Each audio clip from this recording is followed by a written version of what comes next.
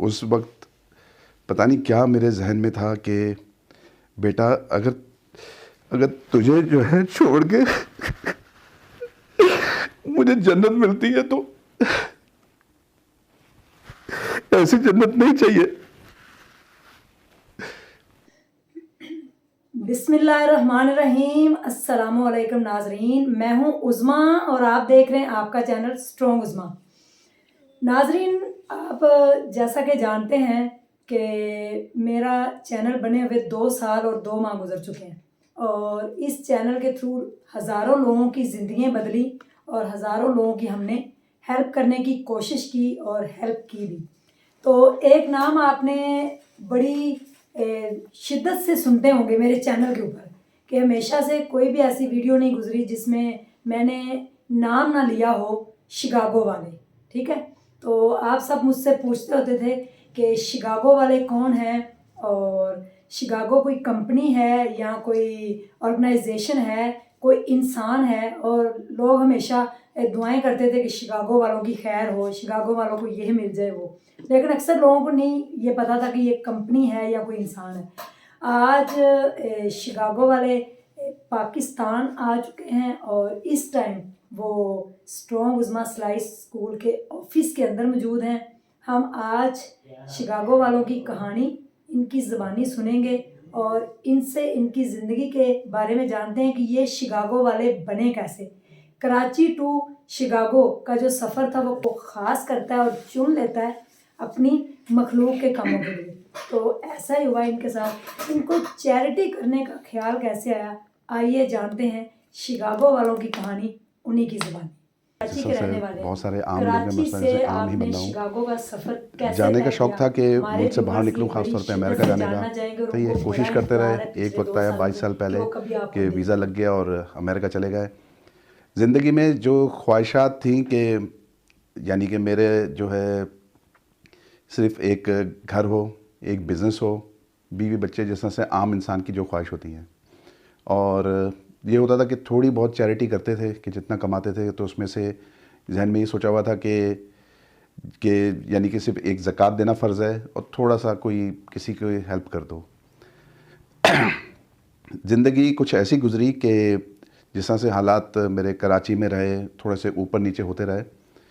पता नहीं जहन ने एक ऐसी ज़िंदगी में सोचा हुआ था कि हम ऐसे ही, ज़िंदगी ऐसी है, कोई अगर गरीब है तो वो गरीब है, सही है। मैं अगर मिडिल क्लास से हूँ, अपर मिडिल क्लास से हूँ, उसमें कोई अमीर है तो अमीर है। मतलब कि ज़िंदगी ऐसी है, मतलब कि आप अपनी जो है जिस तरह से स्ट्रगल करते रहें, आप स्ट्रगल कर सकते हैं जो आप भी ज़िंदगी में चाहते हैं। तो बस मगर ये था कि बस बाहर जाने का शौक़ था। बाहर भी गए तो भाई ये था कि भाई हाँ, वहाँ पर जो अमीर है, जो गरीब है। लोग समझते हैं शायद वहाँ पर भी गरीब नहीं, वहाँ पर भी कुछ तरह के गरीब होते हैं। तो अपनी स्ट्रगल चलती रही कि जिस तरह से वहाँ पर जाके गैस स्टेशन पे काम किया, बड़ी मेहनत की जिसको कहते हैं, और टैक्सी चलाई, बल्कि टैक्सी में सोया तक हूँ मैं। आप जी हाँ, टैक्सी के अंदर सो जाते थे? सही आपकी है। हाइट माशाल्लाह देख के और वेट देख के लगता नहीं कि आप टैक्सी के अंदर सो पाते होंगे। तो मेरा असल में कोविड के बाद और 3-4 साल में ज़रा ज़रा वेट ज़्यादा बढ़ा है। अदरवाइज़ मैं करीबन यानी कि वेट कम ही होता था मेरा, जो एक नॉर्मल एक 12 यानी 6 फिट के इंसान का होता है, तो वैसा ही था। और मगर वहाँ पर जो है टैक्सियाँ यहाँ जैसी नहीं होती। वहाँ की टैक्सियाँ बड़ी बड़ी थी। जब एक ज़माने में जब मैंने वहाँ 22 साल पहले गया था तो बड़ी बड़ी गाड़ियाँ होती हैं अमेरिका में, टैक्सी में भी बड़ी गाड़ियाँ इस्तेमाल होती थी। तो बस वही कि 18-20 घंटे टैक्सी चलाते थे। बस मेरा एक था कि किसी तरीके से जल्द मेरा कोई कारोबार हो और यानी कि एक घर ख़रीद लें और ये बीवी शादी करना और 2-3-4 बच्चे, जिस तरह से ज़हन में सोचा हुआ था।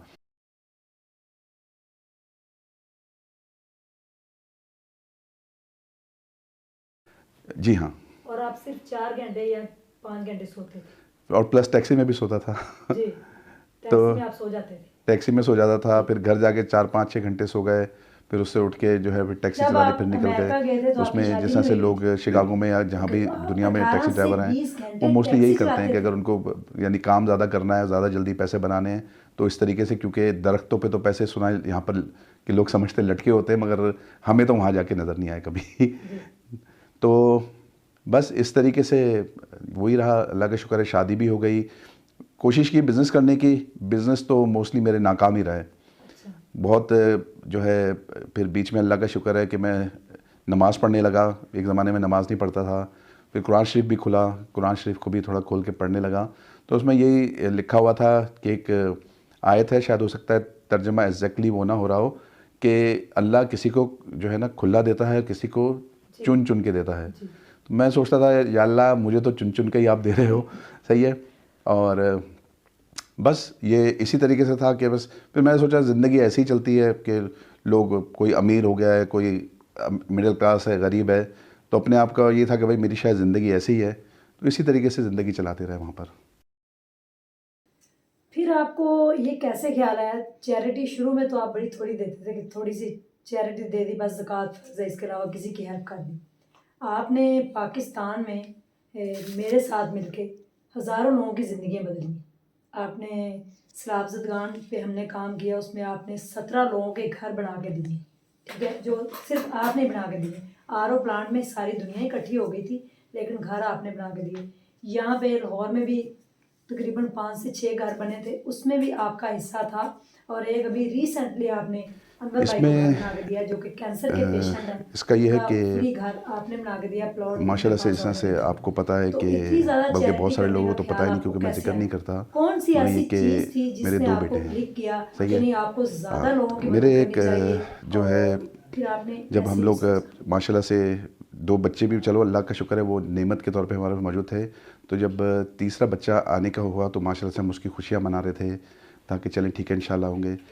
मगर करीबन 2 महीने पहले जो है उसके आने के 2 महीने पहले मेरे बेटे की जो है वो वाइफ़ की जो है वो, उसको कुछ मसला ऐसा हुआ कि वो जो है दुनिया में आने से पहले ही चला गया। अच्छा। तो अब जब मुझे पता लगा और मैंने जब जब मैं अंदर गया अस्पताल के कमरे में, बच्चे को गोद में उठाया, तो उस वक्त यानी मैंने ज़िंदगी में इतनी मेहनत की है, मैं आपको बता नहीं सकता कि यानी कि टैक्सी में सोए, डबल जॉबें की, यानी कि कितना मैंने वो किया, सही है। मगर जब मैंने अपने बेटे को गोद में लिया तो वो ऐसा वक्त था कि लोग मुझे बोल रहे थे कि कि बाहर मुझे दिलासे दे रहे थे कि जो है यही बेटा तुम्हें और तुम्हारी बीवी को जो है जन्नत में लेके जाएगा। तो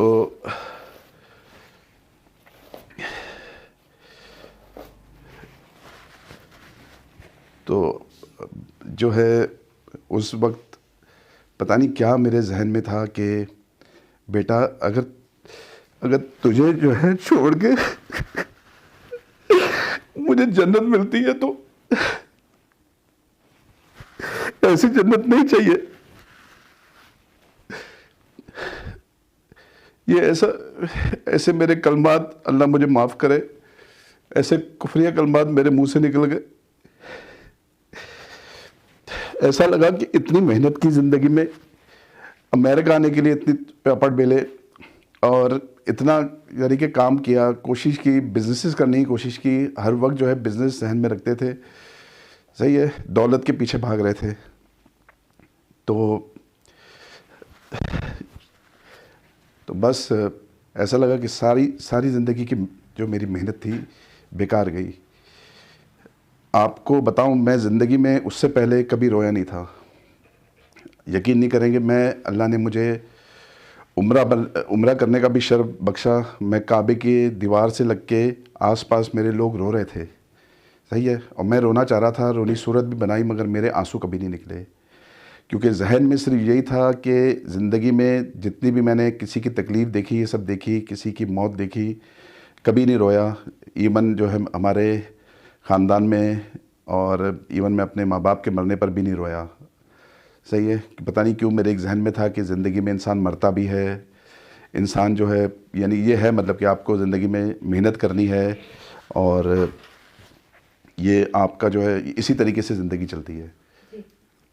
तो बस यही सोच के, मगर उस दिन जो है पता नहीं क्या सारी जो मेरे पास उस वक्त, यानी मैं उस वक्त अमीर तो नहीं था, मगर बस यही मेरा तो जो भी था मेरा, उस वक्त मैंने सोचा यार ये तो सच में बेकार हो गया मेरी ज़िंदगी में कि जो मेरे पास जो कुछ अभी मौजूद है उससे मेरा बच्चा तो नहीं बच सका।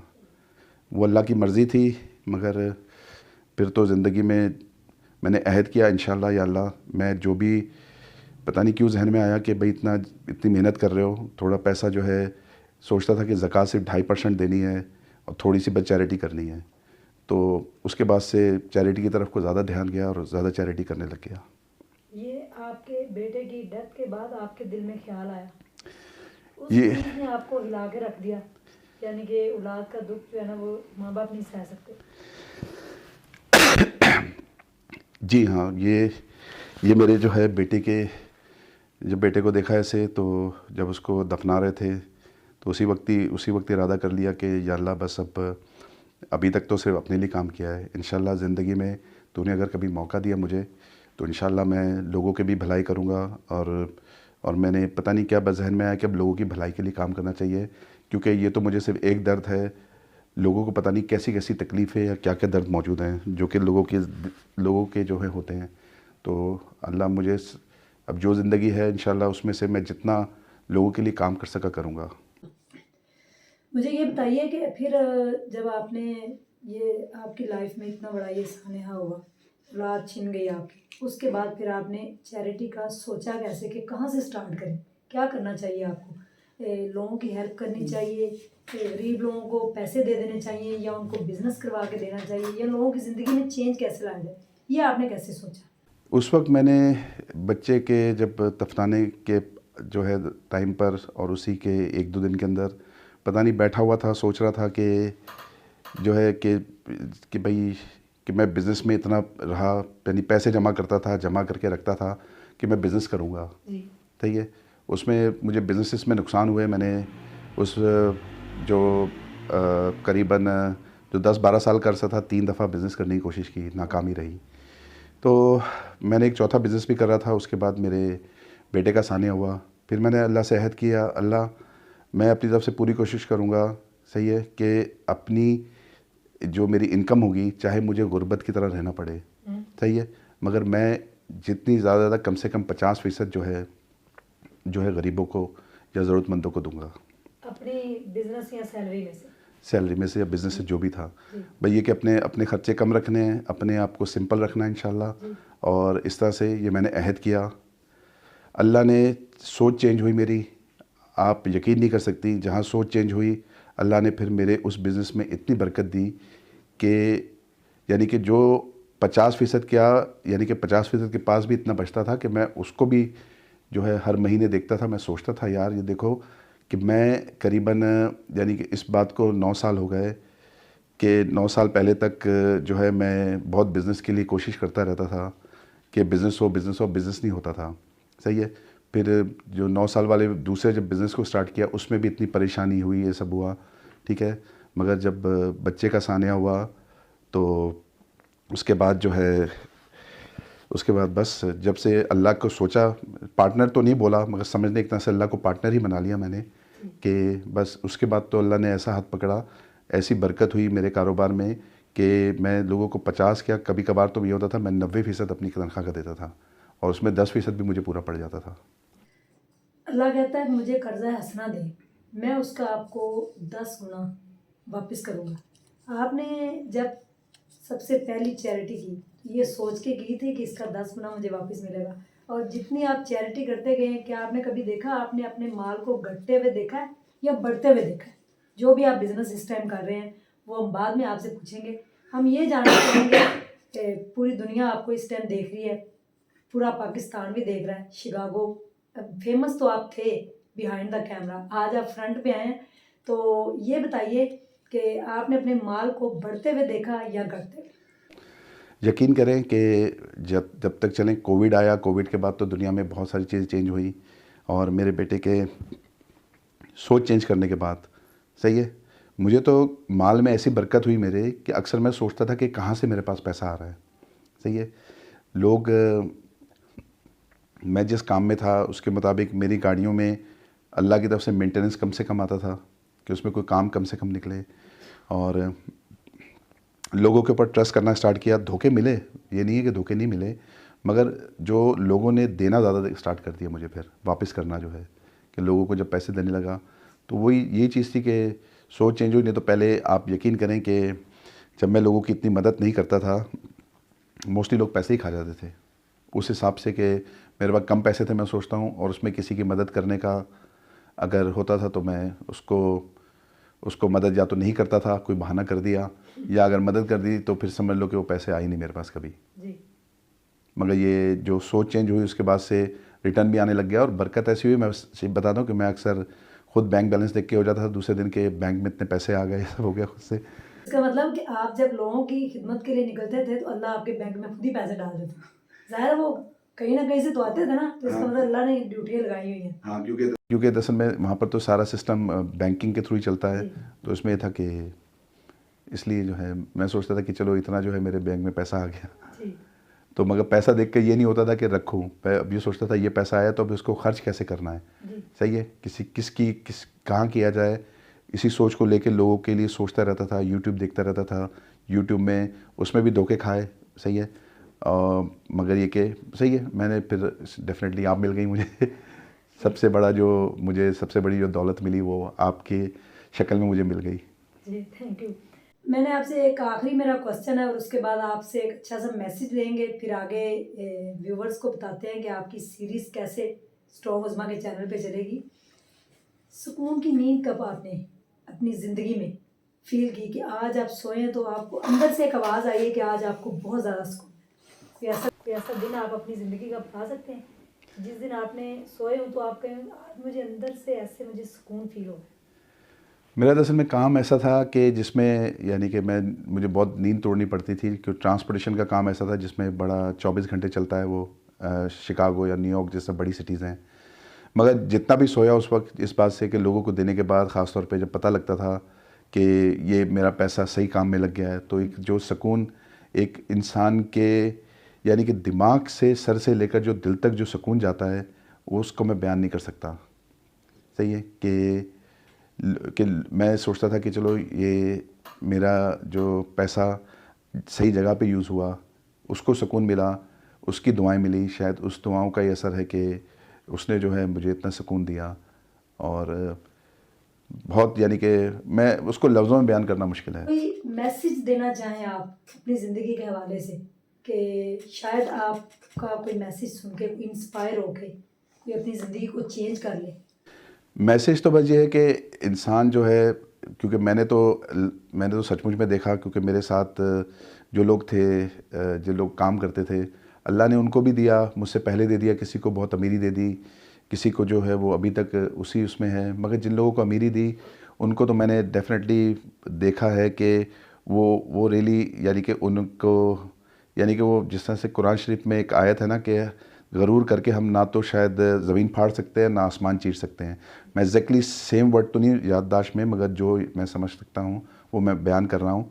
तो सेम चीज़ है कि गरूर आ जाता है, इतना गरूर आ जाता है कि आप सोच नहीं सकते।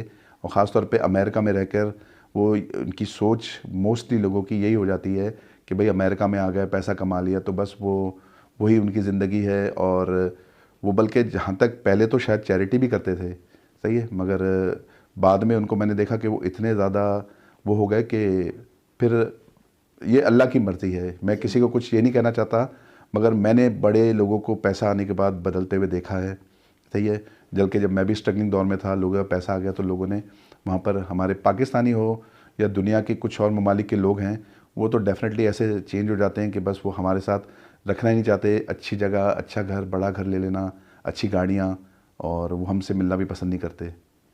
जी, आपका बहुत बहुत शुक्रिया। नेक्स्ट इंशाल्लाह सीरीज़ आपकी हमारे साथ चलेगी। जी व्यूवर्स, ये थे शिकागो वाले, और क्या क्या इनके प्रोजेक्ट्स हमारे साथ जुड़े हुए हैं, कौन कौन से प्रोजेक्ट्स हम स्टार्ट करने जा रहे हैं, ये भी मेरे पास लाहौर में ही रहेंगे। और इंशाल्लाह मिलके आगे जो भी काम स्टार्ट करेंगे उसकी एक एक वीडियो आप ज़रूर देखिएगा। आपको एक तो इंस्पायरिंग आप बड़े हो जाएंगे इनसे, और दूसरा आपको बड़ी मोटिवेशन मिलेगी। देखिए, अल्लाह की मर्ज़ी, अल्लाह की मदद आपके कारोबार में, आपकी जॉब में, आपकी ज़िंदगी में शामिल नहीं होती ना, आप कभी कामयाब नहीं हो सकते। आप दुनिया जहान की कोशिशें कर लें, बिजनेस कर लें, जॉब कर लें, जब तक अल्लाह ताला की मदद और अल्लाह ताला नहीं चाहेगा तो आप कभी कामयाब नहीं हो सकते। इन्होंने कितने बिजनेस किए, टैक्सी में सोते रहे, लोगों को लाखों रुपया देने वाले, करोड़ों रुपए के काम करने वाले, करोड़ों रुपए की चैरिटी करने वाले की जो ज़िंदगी थी वो आपने आज कहानी सुनी कि टैक्सी में सोए और 18 से 20 घंटे, 22 घंटे इन्होंने जॉब की, किस तरीके से इन्होंने पैसे जमा किए, फिर उनका बिजनेस किया, फिर एक लाइफ में सानेहा हुआ और उसका भी कोई मकसद था। अल्लाह इनको अपने करीब करना चाहता था, जिसकी वजह से ये सानेहा हुआ और उसके बाद ये चेंज हुए और अल्लाह ताला की मखलूक की खिदमत करने लगे। बेहतरीन इंसान वो है जिसका इखलाक सबसे अच्छा है और जो अल्लाह की मखलूक की खिदमत करता है। तो ये ज़रूर सोचिएगा कि 50, 60 साल, 70 साल की ज़िंदगी में हमने क्या खोया है और क्या पाया और आगे के लिए हमने क्या जमा किया है। जो ये सांसें हमारी पानी का बुलबुला हैं, कभी भी पानी का बुलबुला बुझ जाएगा और हम कब्र में उतर जाएंगे, हमारा नाम तक छीन लिया जाएगा, सिर्फ जनाजा, मैयत, डेड बॉडी ये नाम हमें दिए जाएंगे।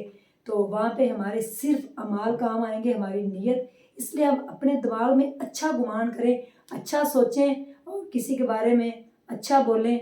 उनके किसी के बारे में भी आप दिल के अंदर कोई बुराई ना रखें। और जब आप सोचेंगे कि आपके पास 10 रुपये हैं, इसमें अगर आप 1 रुपया किसी की हेल्प करना चाहते हैं तो वो 10 रुपये आपको 100 रुपये की सूरत में मिलेंगे। रिज़ल्ट आपके सामने है, मैं आपके सामने हूँ। अल्लाह ने बड़े रंग लगाए हैं अल्हम्दुलिल्लाह।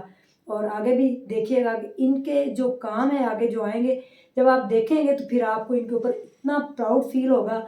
मुझे लगता है फिर इनके घर वालों को भी इनके ऊपर बड़ा प्राउड फील होगा जो जो इन्होंने काम किए हैं। और आगे पूरी एक सीरीज़ चलेगी। इसी के साथ आज हमें यहाँ पर दीजिए इजाज़त, शिकागो वालों के साथ। पाकिस्तान जिंदाबाद, शिकागो वाले पाइंदाबाद। अल्लाह हाफिज़।